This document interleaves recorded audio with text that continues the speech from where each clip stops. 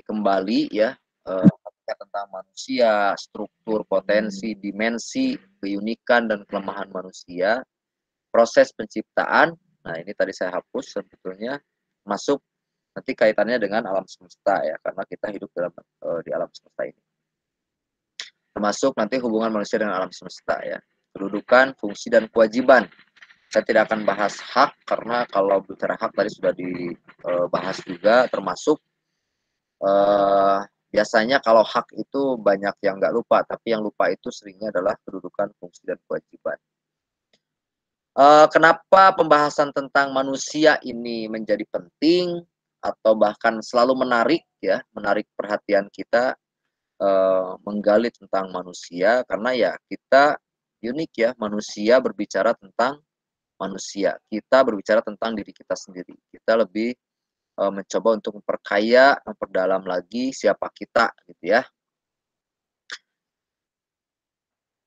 Nih, saya akan coba mulai dari secara bahasa ya. Jadi kalau misalkan Anda melihat uniknya berbicara manusia, itu dilihat dari berbagai sumber bahasa ya, masuk bahasa Inggris, Latin ya, termasuk bahasa Anglo-Saxon dulu ya, kemudian ada yang kemudian yang lain ya, istilah yang lain Yunani, Latin dengan menggunakan bahasa yang lain.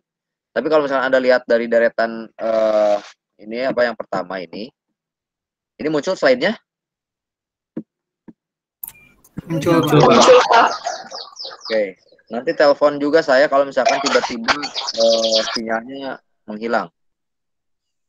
Nah ini hampir sama, coba manusia, man, ya, mens Latinnya gitu kan ya. Ada juga istilah yang lain homos gitu ya, anthropos. Jadi kalau bicara manusia, man, ya, jadi hampir sama.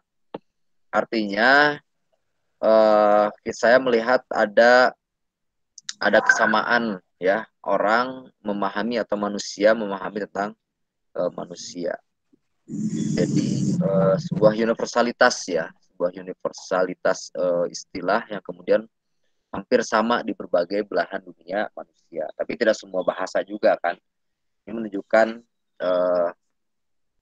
kepada bahwa manusia ini menjadi hal yang terus menarik untuk dikaji. Sehingga seorang filosof pun sekalipun itu kemudian mengkaji tentang dirinya. Siapa saya? Termasuk kita semua sampai saat ini terus mempertanyakan dengan akal pikiran kita gitu ya. Siapa saya? Jadi sebelum pada akhirnya kita ataupun setelah kita melihat dunia luar, kemudian kita kembali gitu ya kepada diri kita. Siapa saya, untuk apa saya diciptakan gitu ya. Kemudian apa yang harus saya lakukan gitu ya dalam kehidupan di muka bumi ini. Secara bahasa, manusia adalah sesuatu yang ada yang berpikir. Ya, kalau antropos itu adalah seseorang, dalam bahasa Yunani, antropos dikatakan sebagai seseorang yang melihat ke atas. Artinya apa? Artinya manusia itu adalah manusia yang kemudian dia berdiri tegak, kemudian memperhatikan sesuatu yang ada di sekitarnya, memikirkan sesuatu yang apa yang ada di sekitarnya. Termasuk dia tidak hanya mencari seperti binatang ya, mencari makanan ke bawah ya.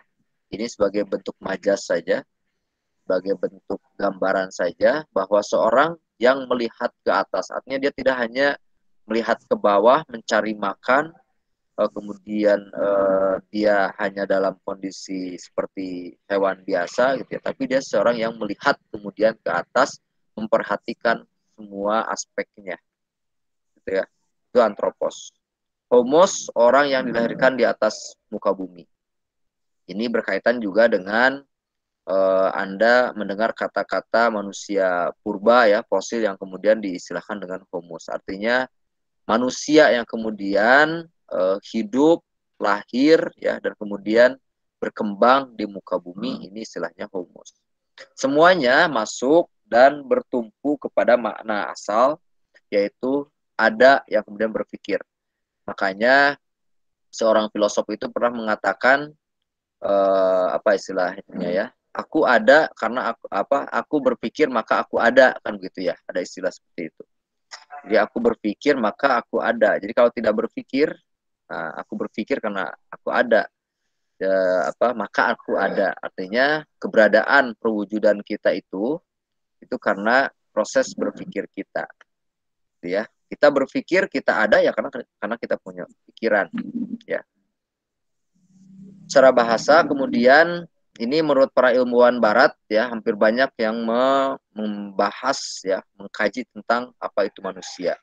Kalau dilihat dari beberapa konsep ataupun definisi yang disampaikan oleh beberapa ahli ya ilmuwan barat, Aristoteles saja mengatakan bahwa hewan makhluk yang berakal sehat. Apakah binatang berakal?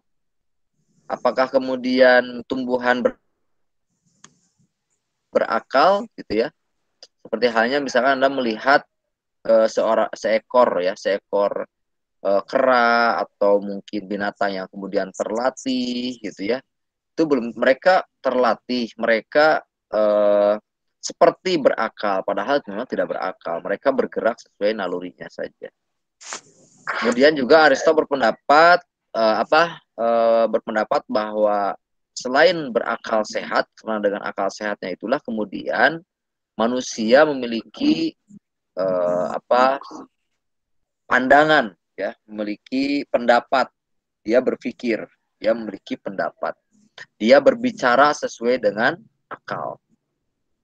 Ya, jadi berbicaranya itu sesuai dengan akal. Nah, berbicara ini kan kalau hewan juga mungkin menurut bahasa mereka ya bahasanya mereka berbicara sesuai dengan bahasa mereka. Tapi manusia berbicara itu sesuai dengan berdasarkan akal. Zoon politikon, hewan yang berpolitik membangun masyarakat. Artinya dengan akal pikirannya kemudian membangun relasi, berkomunikasi gitu ya. Kemudian dia bersiasah, saling memberikan pengaruh, saling memberikan nasihat, saling memberikan masukan, saling bertaktik gitu ya, membangun masyarakat nanti. Seperti halnya Nabi Adam kemudian diturunkan di muka bumi, kemudian dia mempelajari dengan akalnya, ya, kemudian Allah wa 'allama Adama al asma'a kullaha, Allah mengajarkan Adam ya berbagai hal yang ada di sekitarnya dengan melalui akalnya, kemudian pada akhirnya membangun sebuah peradaban masyarakat yang kemudian sampai sekarang kita adalah bagian dari anak cucu Adam. Kemudian Verkuil juga mengatakan bahwa manusia sebagai makhluk yang menciptakan kebudayaan, yakni membuat fakta-fakta menjadi ilmu pengetahuan dan lain-lain. Nah, ini manusia ya. Jadi manusia menurut Verkuil itu adalah makhluk yang memiliki kebudayaan. Sedangkan kita tahu bahwa kebudayaan itu sendiri adalah hasil cipta, rasa, dan karsa. Nah, ini cipta inilah ya. Jadi hasil dari cipta, hasil dari karya akal kita membangun kebudayaan, menciptakan kebudayaan. Membuat fakta-fakta yang kemudian dilihat itu tidak hanya sekedar fakta, tapi kemudian membangun ataupun membuat konsep-konsep, membuat teori-teori, ya, membuat kesimpulan-kesimpulan yang kemudian menjadi ilmu pengetahuan. Itu manusia, tidak sampai berhenti hanya berakal saja, tapi membangun, tadi ada bahasa membangun masyarakat, membangun kebudayaan, membangun ilmu pengetahuan. Salah satu filosof Prancis mengatakan bahwa manusia menaruh minat yang besar terhadap asal mula dan akhirnya, mengenai maksud dan tujuannya, mengenai makna dan hakikat dari apa yang kemudian dia lihat. Hakikat dari sebuah kenyataan, hakikat dari sebuah fakta. Itu manusia. Jadi dengan akal pikirannya, dengan kemampuan yang kemudian dimiliki khas oleh manusia, kemudian dia tidak hanya berbicara ataupun melihat ke depan ataupun ke bawah saja, tapi dia kemudian tadi memperhatikan sesuatu yang ada sekelilingnya sampai kepada awal mula dan akhirnya. Ya. Ini naluri manusia ya, dengan akal pikirannya dia pasti bertanya dari mana saya berasal, kemudian kapan ataupun bagaimana ataupun apa akhir dari semua kehidupan ini, termasuk manusia. Kemudian birling, manusia itu tukang bertanya. Nah ini ya, karena dengan akal pikiran itu orang pasti kemudian pada hakikatnya adalah bertanya. Ya, hakikatnya bertanya, dia berpikir apa ini, bagaimana itu, kapan, apa yang dari mana saya, itu bertanya artinya kan. Jadi kalau berpikir itu sederhananya kan, berpikir itu kan bertanya ya. Berpikir itu adalah bertanya. Kita sedang memikirkan apa gitu ya. Bagaimana itu artinya kita sedang bertanya dalam diri kita sendiri. Sejauh menyangkut jiwa manusia, ia langsung berasal dari Tuhan. Nah, ini sampai pada akhir situ. Ya, sejauh menyangkut tentang jiwa manusia, tentang manusia, ia langsung berasal dari Tuhan. Inilah yang kemudian juga berkembang di Barat ya. Jadi persepsi tentang keberadaan manusia itu atas dasar penciptaan, ya, kemudian berasal dari Sang Pencipta yaitu Allah, itu juga sebenarnya sudah menjadi hal yang tidak disembunyikan lagi, berkembang di sana gitu ya. Pada akhirnya kembali kepada siapa sebenarnya yang menciptakan kita.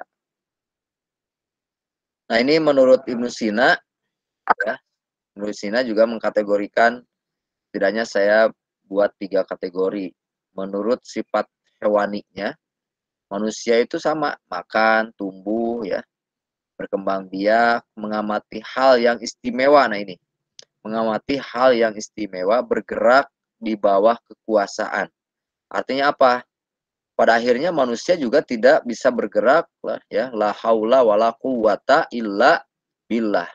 Jadi semuanya bergerak tanpa pasti ada yang kemudian menggerakkan ya apa yang kemudian ada dalam diri kita.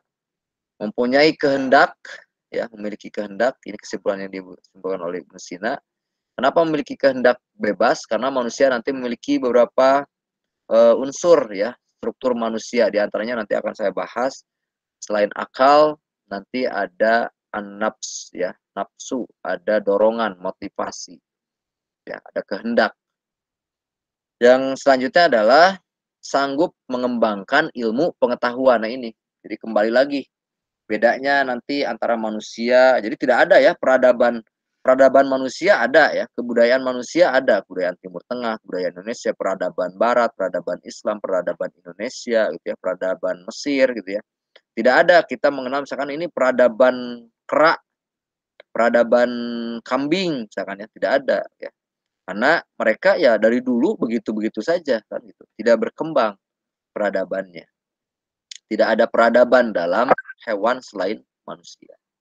Maka pada akhirnya manusia tadi kemudian membentuk ilmu pengetahuan, membentuk kebudayaan, membentuk peradaban.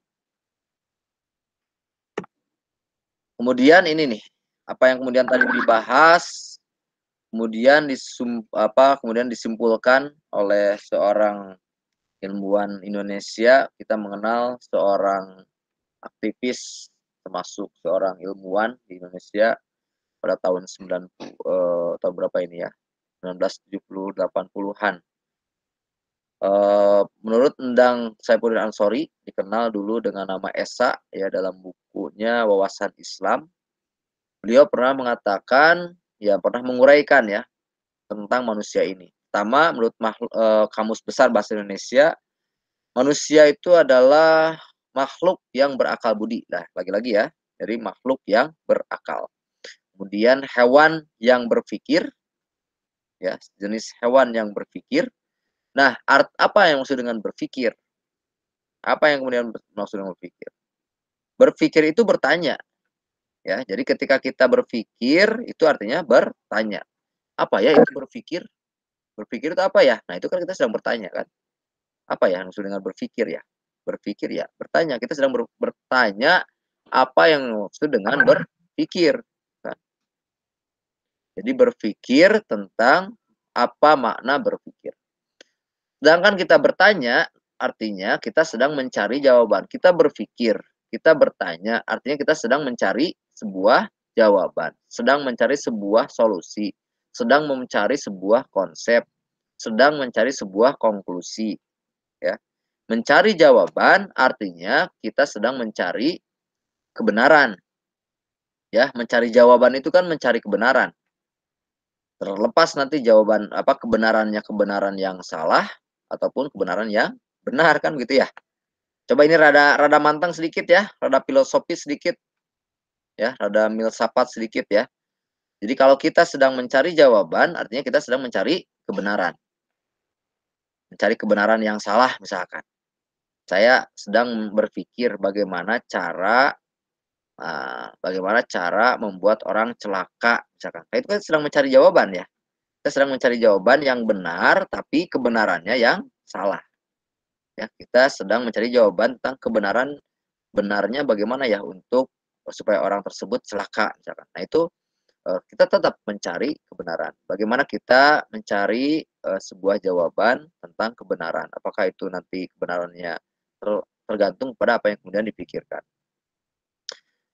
Secara umum, bahwa hakikat dasar manusia sesuai dengan fitrahnya dilahirkan, maka pada dasarnya manusia adalah makhluk yang mencari jawaban tentang Tuhan, tentang alam, dan manusia itu sendiri. Berarti manusia pada hakikatnya secara hakiki ya, hakikat manusia itu adalah mencari kebenaran tentang Tuhan, alam, dan manusia. Ya, ini secara general karena nanti kaitannya dengan sisi-sisi ataupun kegiatan-kegiatan berpikir yang sifatnya praksis.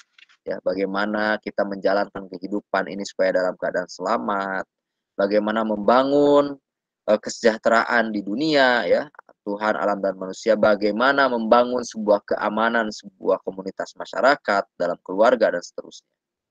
Hakikatnya kita sedang mencari tentang kebenaran-kebenaran itu. Ya, termasuk Anda ya, proses pendidikan yang kemudian tidak mengenal waktu, tidak mengenal ruang, ya, tidak mengenal formal ataupun tidak formal, semuanya manusia terus mencari, belajar dan terus belajar. Baik itu secara formal ya seperti pendidikan Anda sekarang ataupun bahkan mungkin tidak formal dari bentuk-bentuk pengalaman yang kemudian dialami oleh manusia. Maka dapat disimpulkan ya secara general hakikat manusia itu adalah makhluk pencari kebenaran. Makhluk yang selalu bertanya, makhluk yang berpikir terus bagaimana dia menjalankan kehidupan ini, bagaimana dia bekerja yang benar gitu ya, yang efektif, yang efisien, bagaimana dia membuat sebuah ilmu pengetahuan, bagaimana dia membangun sebuah kesejahteraan, bagaimana caranya untuk mendapatkan kebahagiaan hakiki, itu artinya dia sedang mencari kebenaran tentang semua itu. Ya, sampai situ dulu bisa dipahami. Ini cukup filosofis ya. Kalau tadi ada pertanyaan pertama, definisi ataupun konsep awal tentang manusia itu sendiri. Saya sengaja ini dibawa ke arah yang lebih mendalam supaya kita ya betul karena berbicara manusia ya harus selesai ya. Tidak hanya dalam tataran fisik dan kemudian perbandingan saja dengan manusia dengan makhluk-makhluk yang lainnya. Saya lanjutkan ya. Nah, ini beberapa kesimpulan bahwa manusia itu adalah sejenis hewan juga. Ya, dalam istilah bahasa Arab itu ada al-insanu hayawanun natiqun. Manusia adalah hewan yang natik. Natik itu ya tadi ya berbicara ya. Kalau berbicara, manusia itu berbicara berdasarkan akal pikirannya. Bersumber dari akal pikirannya. Bagaimana kalau misalkan ada pertanyaan orang yang berbicara, orang gila, misalkan ya. Apakah itu sama berdasarkan akal pikirannya? Ya hakikatnya dia berbicara sesuai dengan akal pikirannya.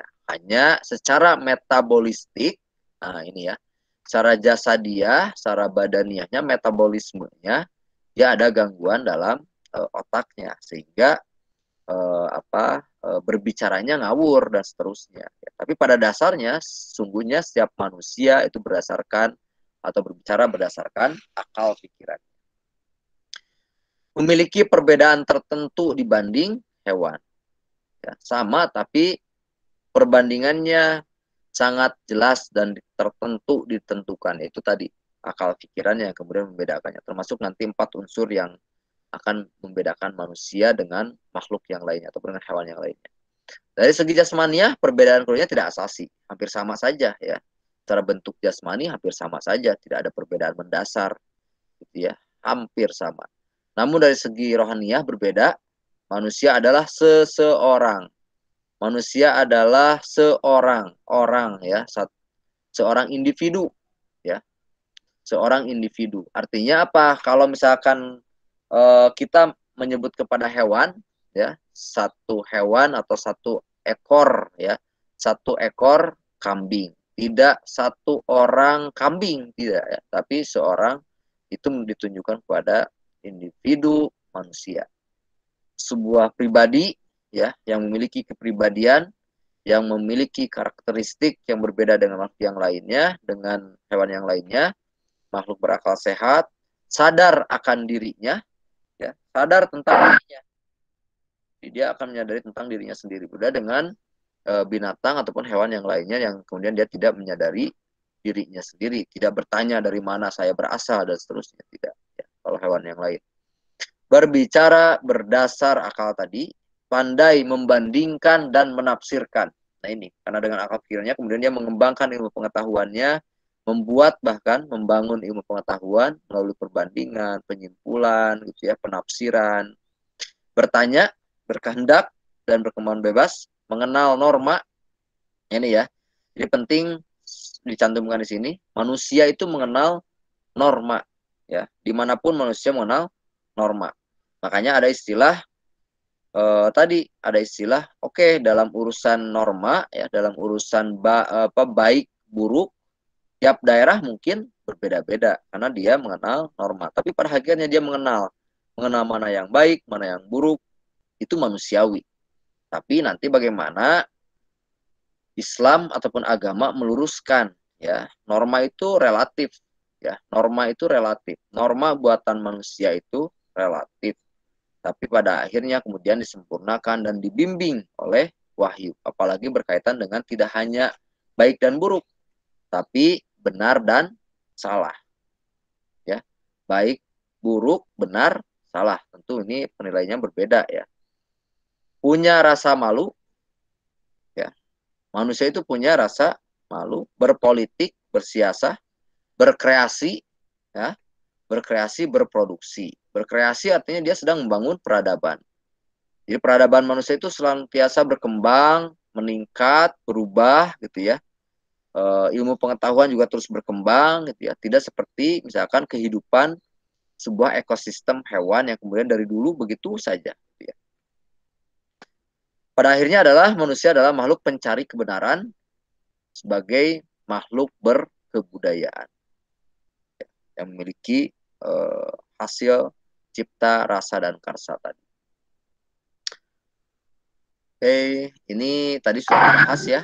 Bani Adam, Al-Bashar, Al-Insan, An-Nas, kemudian ada lagi Al-Abd, ya, Abdun, ada juga Al-Ins, ya. Itu menunjukkan pada satu awal atau makna dasar yang sama. Tentu memiliki konotasi yang berbeda ya. Konotasi yang berbeda. Jadi penyebutan manusia dalam Al-Quran itu beragam, tapi memiliki konotasi yang berbeda tergantung penggunaan konteks ya dalam susunan bahasa Al-Quran, masuk dalam bahasa Arab. Ya, seperti halnya Anda berbicara dalam bahasa Sunda kan ya. Dalam bahasa Sunda itu konteksnya bahasanya mungkin maknanya sama, tapi istilahnya banyak ragam ya. Banyak redaksi tergantung kepada di mana kita berbicara. Tergantung kepada situasi bagaimana kita menggunakan istilah tersebut. Nah, dalam bahasa Arab juga ada beberapa sinonim, ya, ada beberapa sinonim. Tapi sinonim di sini bukan berarti sama persis, namun memiliki karakter ataupun memiliki konotasi yang berbeda yang menunjukkan kepada karakteristik manusia, ya, yang menunjukkan kepada seluk-beluk manusia. Contoh, ini saya disebutkan 4 saja dulu ya. Tadi ada al-ins, ada abdun. Ini menunjukkan misalkan Bani Adam. Bani Adama ya Bani Adama, wahai keturunan anak keturunan anak dan cucu Adam gitu ya. Ini menunjukkan kepada bahwa dia diterjemahkan wahai manusia ya, boleh. Jadi dalam Al-Qur'an ya Bani Adama itu boleh diterjemahkan wahai manusia, tapi menggunakan bentuk Bani Adama. Ini menunjukkan apa?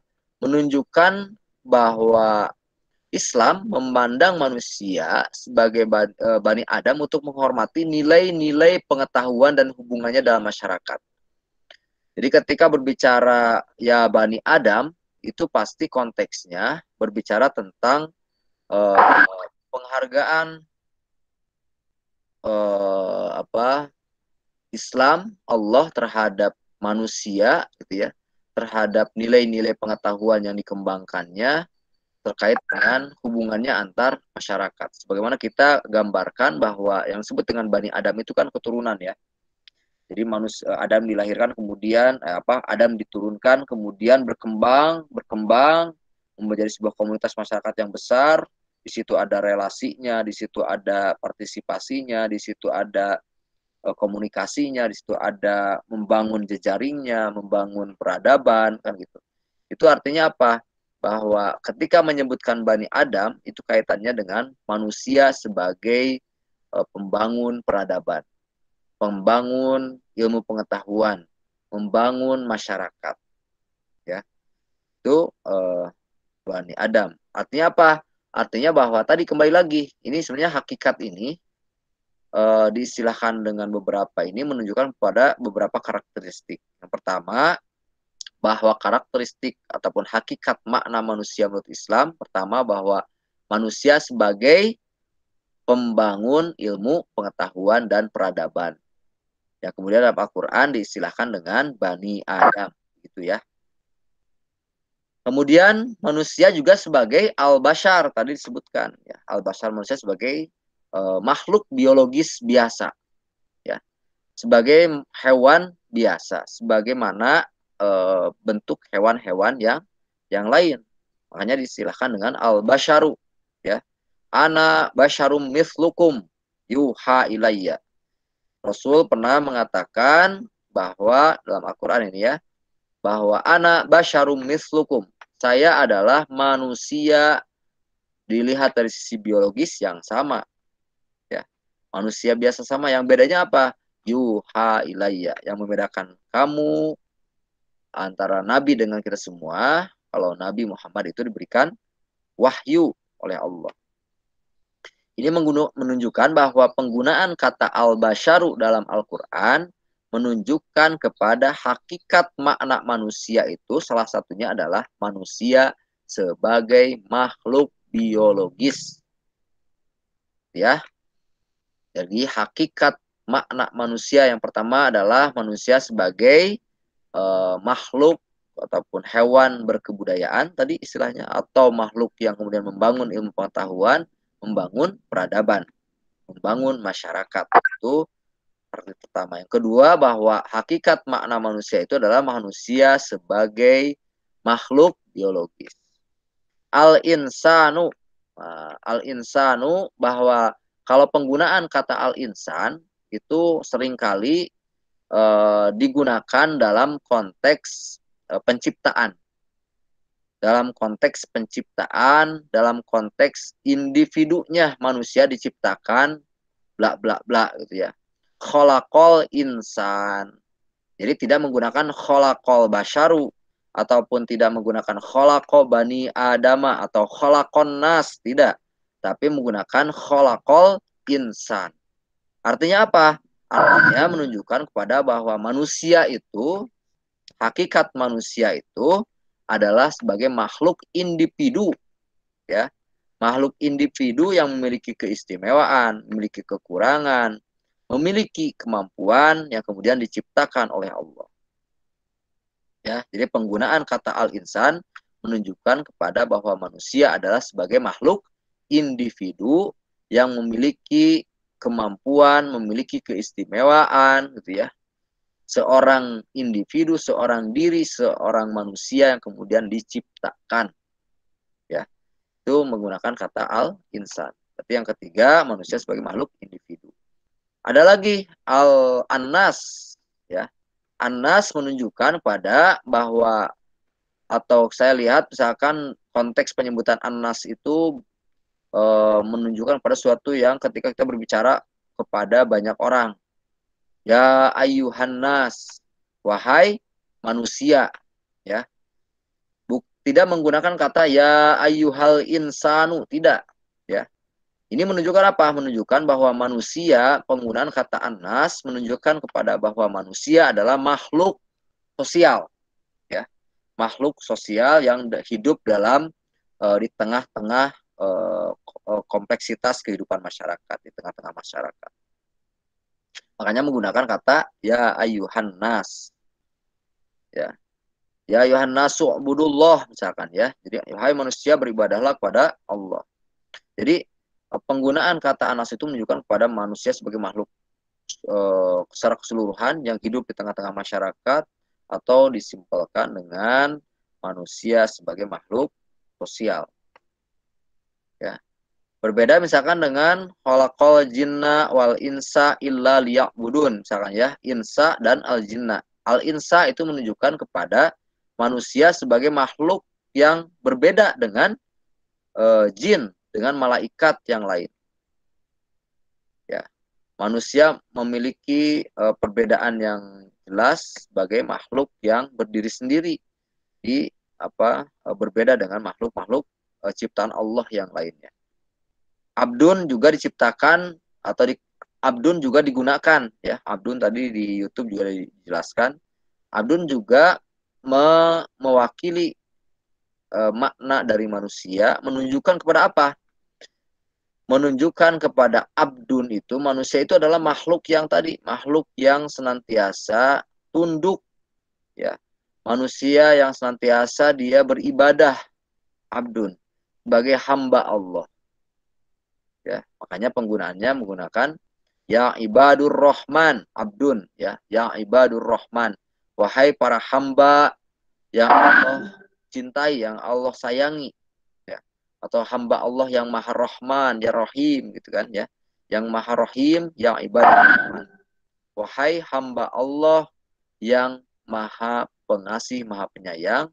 Itu menggunakan kata abdun, menunjukkan pada bahwa manusia sebagai hamba Allah yang senantiasa membutuhkan ketundukan, ya, membutuhkan peribadatan terhadap Sang Pencipta. Menggunakanlah kata abdun. Oke, sampai situ kita lanjut, ya. Lah, waktunya 15 menit lagi, ya. Nah, ini struktur manusia, ya, struktur atau rangka bangun. Rangka, ya, struktur manusia itu menurut Imam Al-Ghazali itu ada dua, ya. Ada jasmani dan rohani. Tadi sudah, kalau kita mengulang kembali tadi, sebagai manusia, sebagai, kalau Ibnu Sina mengatakan, ya, sebagai unsur hewaninya ada dan rohaninya juga ada. Nah, rohani dalam teori Imam Al-Ghazali itu dibagi kepada 4 bagian yang disebut dengan ruhani. Jadi kalau misalkan Anda berbicara sehat jasmani dan rohani, artinya jasmani jelas. Nah, kalau sehat rohani ini ada 4 unsur, ya. Yang pertama adalah kolbun. Kalau tadi aklun sudah jelas, ya. Saya awali dari kolbun, dari atas dulu. Manusia memiliki kolbun, hati, ya. Ada istilah dalam Al-Quran yang menerangkan tentang hati ini dengan menggunakan berbagai istilah, ya. Ada kolbun, ada fuadun, kan begitu, ya. Ada sodrun, ya, banyak, ya. Yang pasti supaya Anda tidak terlalu ini, ya, dengan istilah-istilah, banyak istilah. Kolbun ini adalah hati, ya. Dalam bahasa kita distilahkan dengan hati. Kolbun itu dalam bahasa Arab asalnya dari kata koluba, ya. Koluba, kolbun. Kolbun itu arti dasarnya adalah bolak-balik. Bolak-balik itu kolbun. Dalam bahasa Sunda kita mengenal ada istilah kukulibekan. Nah, kukulibekan itu bolak-balik gitu ya, itu kolbun juga. Supaya gampang mengingat, kolbun itu bolak-balik ya. Ada istilah dalam bahasa kita, dalam bahasa Sunda misalkan kulub hui, ya kulub sampe kan gitu ya. Artinya kolbun itu ya bolak-balik. Artinya dia harus matang di atas, di bawah semuanya harus matang ya. Makanya kalau dalam ya dalam istilah yang tadi ya, kolbun itu bolak-balik, dibalikin kan gitu ya. Itu kolbun. Makanya dalam doa kita ya sebutkan misalkan ya muqallibal qulub tabbit qalbi ala dinika. Wahai yang membolak-balikan kulub hati. Ya muqallibal qulub. Wahai yang maha membolak-balikan hati. Ya itu kolbun. Ya, kenapa hati bolak-balik? Ya kadang-kadang dia bolak-balik ya. Kadang suka, kadang duka ya. Kadang senang, kadang benci, ya, kadang cinta, kadang tidak cinta, ataupun ke sini cinta, ke sana tidak cinta, ke sini senang, ke sana tidak senang, ada atas, ada bawah, dan seterusnya. Kolbun itu bolak-balik, termasuk iman, ya. Iman itu kenapa bagian dari ruhani kita? Karena iman itu adanya dalam kolbun. Ya. Iman itu adanya di dalam hati. Makanya dalam iman itu kan al-imanu yazid wa yanqusu. Iman itu kadang-kadang naik, kadang-kadang turun karena posisinya dalam kolbun. Makanya Makanya A'agim itu membuat sebuah konsep manajemen kolbu. Itu dalam rangka ikhtiar saja ya, salah satu proses ikhtiar supaya kolbun kita itu dapat lurus ya, dapat berada dalam yazid ya, tidak koyat. Karena memang karakteristiknya begitu. Termasuk tadi ya ada pertanyaan kenapa tidak semuanya beribadah, tidak ada yang ya, ini semuanya adalah ujian ya. Ini adalah sebuah ujian semuanya gitu ya. Jadi khalaqal mauta wal hayata liyabluwakum ayyukum ahsanu amala.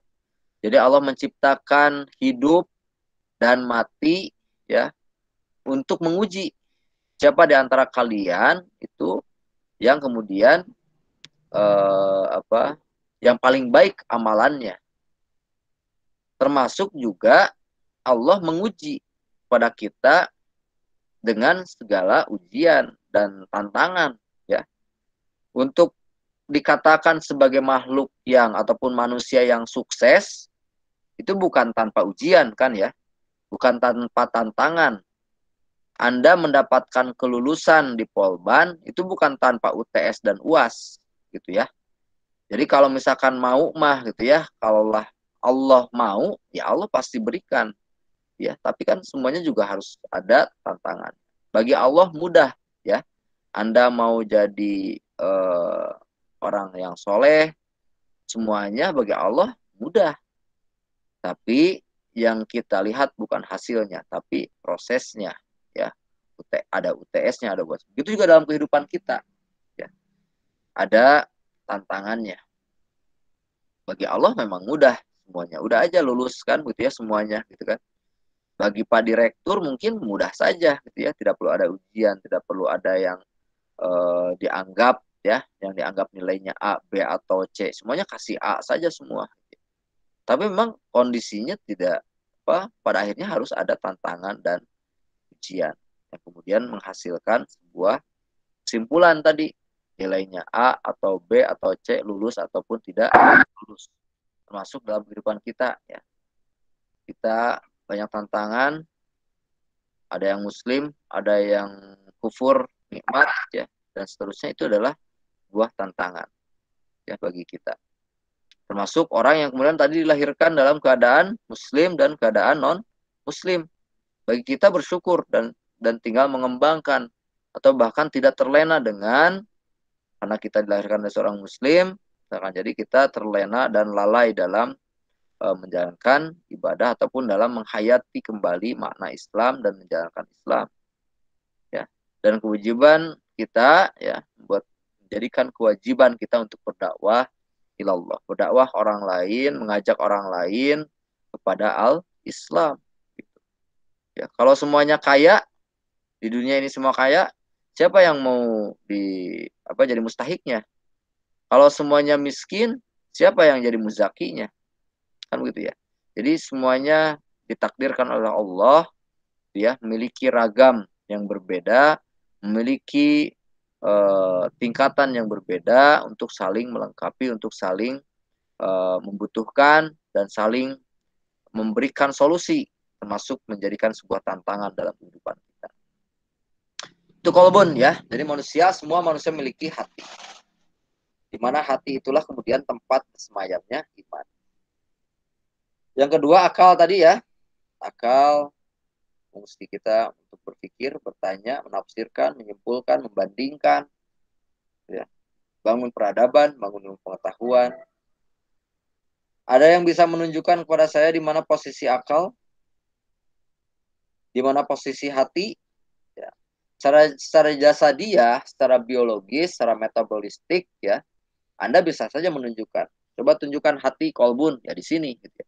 Tapi sesungguhnya ini adalah kolbun dalam makna sodrun, ya, hati dalam makna biologis saja.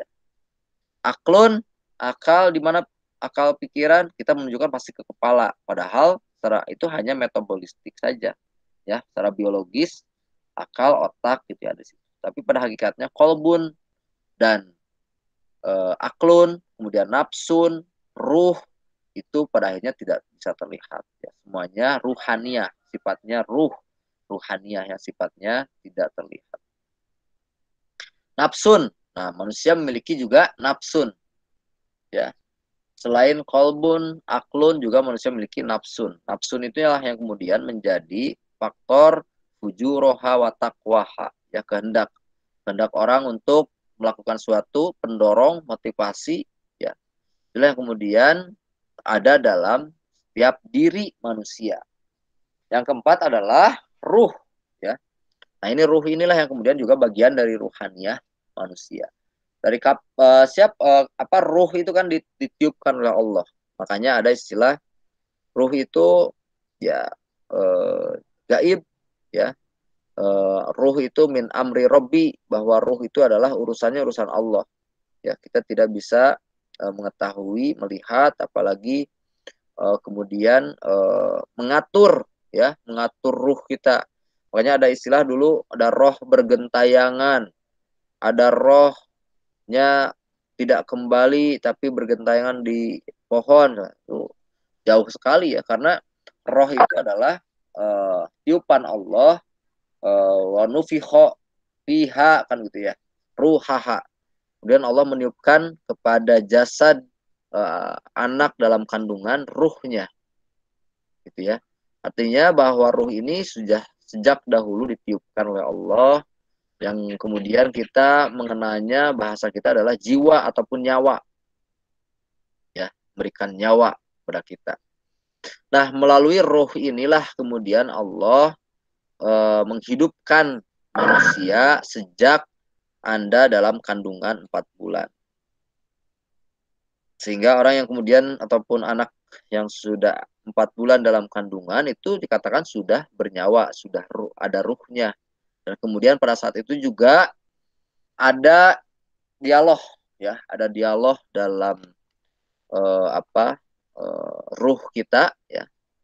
Alastu birobbikum, kan gitu ya. Dulu kita pernah ditanya oleh Allah dalam ruh kita.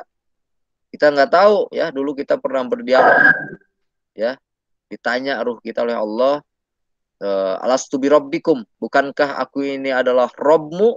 Maka dulu kita pernah menjawab, qalu bala syahidna. Mereka menjawab, ruh kita menjawab, tentu, bala syahidna. Kami bersaksi bahwa engkau adalah Robku. Ya. Dari mana kita tahu bahwa kita dulu pernah dialog dengan ruh kita, pernah berdialog? Pernah ditanya, pernah menjawab bahwa tentu bahwa kita ataupun kami menyaksikan bahwa Allah adalah Robmu, itu kita tahu dari Al-Quran.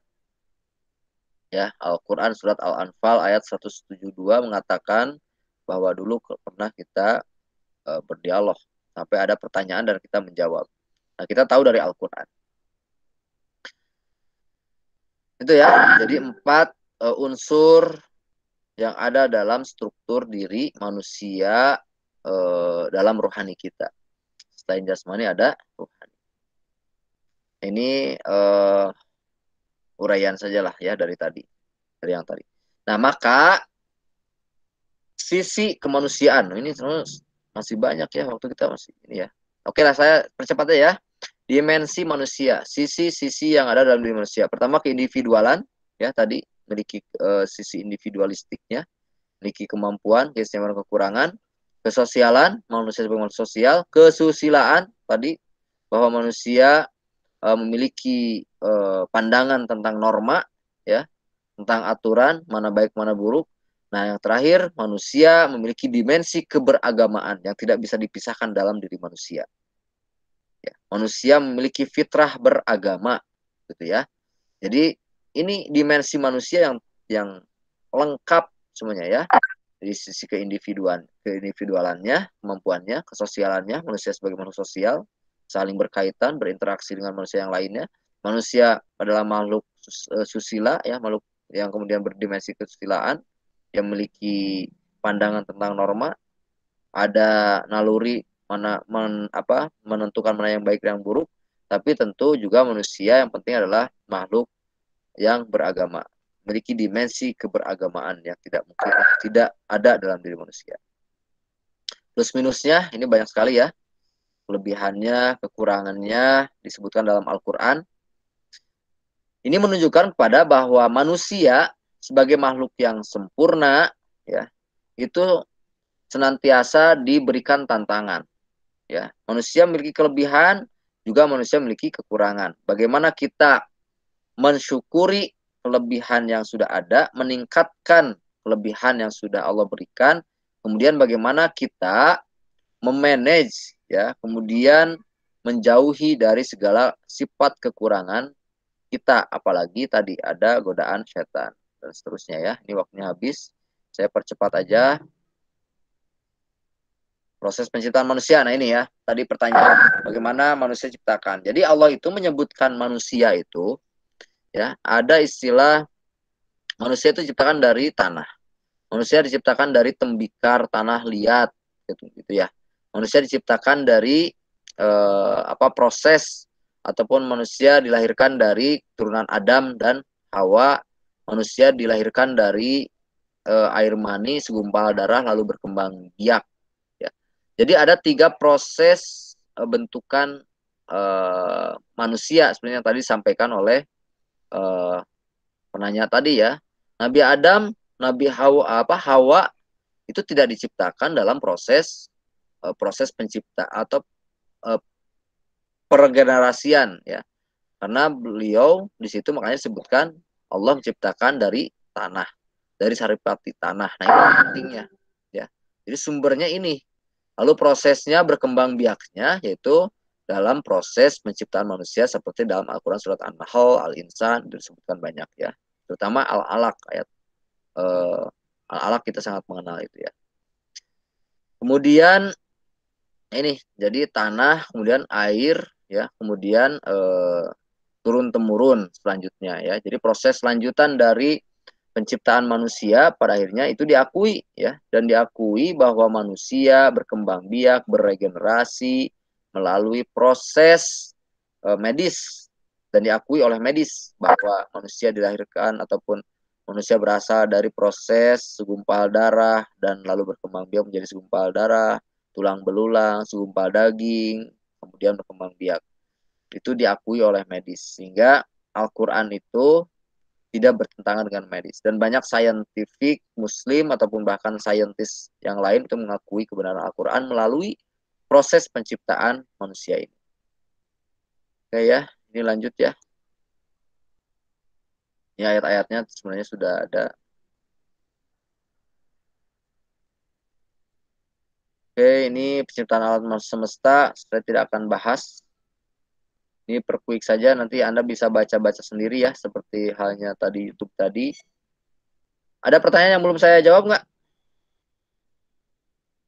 Oh, tadi ya.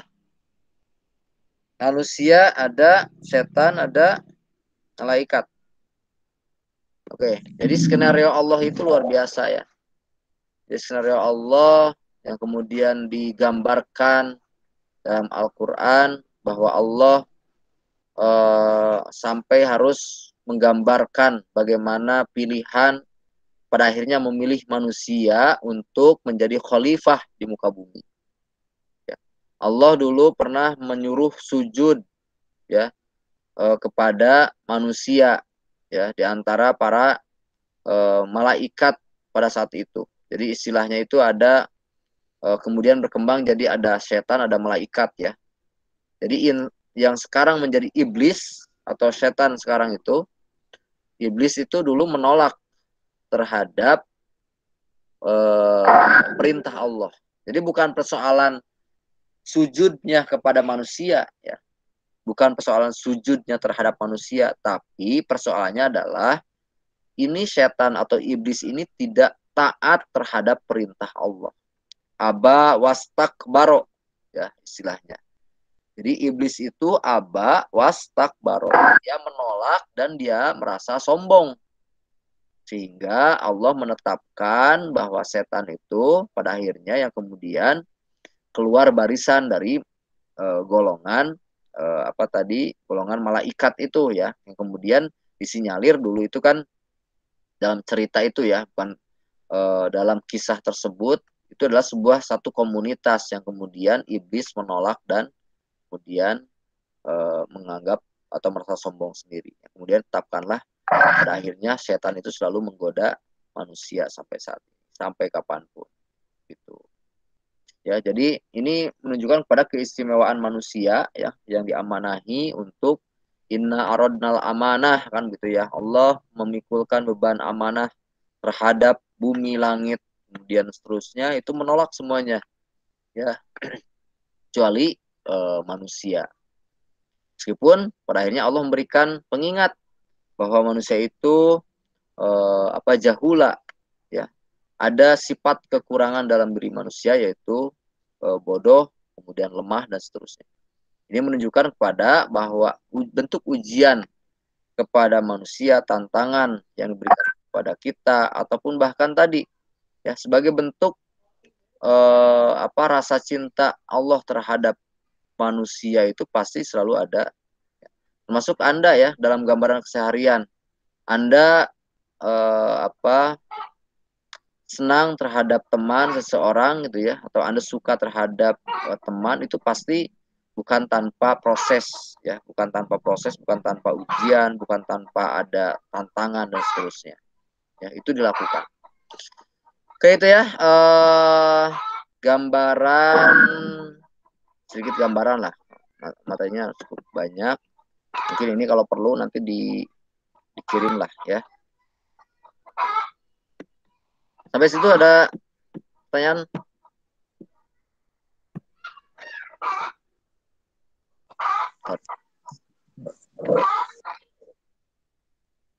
Kalau cukup, saya akan cukupkan sampai di sini. Cukup ya? Baik Pak, boleh. Ya. Kalau banyak pertanyaan atau masih bingung, masih inilah ya faktanya. Jadi berbicara tentang manusia, tentang hakikat kehidupan, ini akan terus mungkin akan banyak pertanyaan, penghayatan ya. Dan kemudian mudah-mudahan terus Anda kaji dan terus Anda cari sehingga Anda menemukan kebenaran itu. Ya, Anda menemukan kebenaran.